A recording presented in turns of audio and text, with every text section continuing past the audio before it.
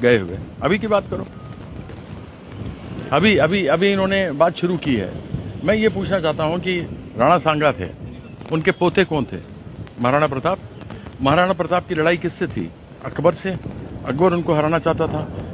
किसने अकबर का साथ दे करके महाराणा प्रताप के खिलाफ लड़ाई लड़ी थी? मान सिंह। मान सिंह के वंशज आज डिप्टी सीएम है राजस्थान के अंदर। किसके? भारतीय जनता पार्टी के।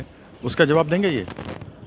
जो ग्वालियर के वंशज हैं आज मंत्री हैं बीजेपी के, ये वही ग्वालियर वंशज है जिसने कि रानी झांसी को अंदर किले में नहीं घुसने दिया था।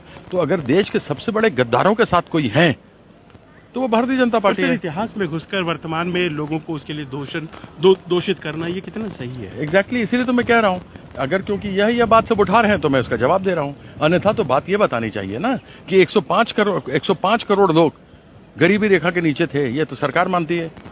कांग्रेस के समय 60 करोड़ थे, इनके समय 105 करोड़ हो गए, क्योंकि इन्होंने कहा कि 25 करोड़ गरीबी रेखा से हमने अभी बाहर निकाले हैं और 80 करोड़ को 5 किलो अनाज दे रहे हैं। तो 105 करोड़ हो गए ना।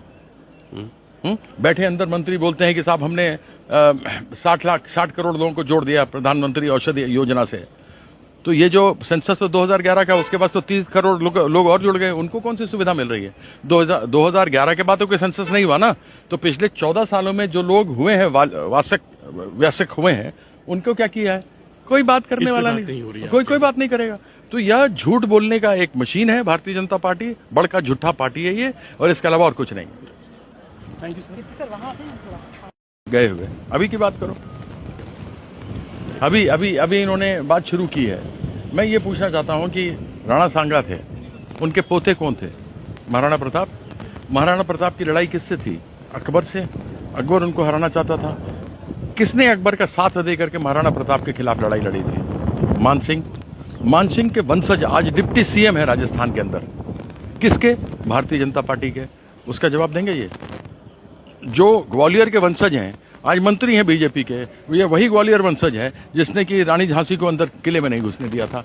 तो अगर देश के सबसे बड़े गद्दारों के साथ कोई है तो वो भारतीय जनता पार्टी है। इतिहास में घुसकर वर्तमान में लोगों को उसके लिए दोषित करना ये कितना सही है? एग्जैक्टली, इसीलिए तो मैं कह रहा हूं, अगर क्योंकि यह बात सब उठा रहे हैं तो मैं इसका जवाब दे रहा हूं। अन्यथा तो बात यह बतानी चाहिए ना कि 105 करोड़ लोग गरीबी रेखा के नीचे थे। ये तो सरकार मानती है।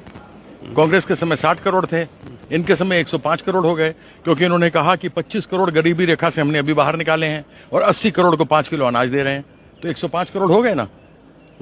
बैठे अंदर मंत्री बोलते हैं कि साहब हमने 60 करोड़ लोगों को जोड़ दिया प्रधानमंत्री औषधि योजना से। तो ये जो सेंसस 2011 का, उसके बाद तो 30 करोड़ लोग और जुड़ गए। उनको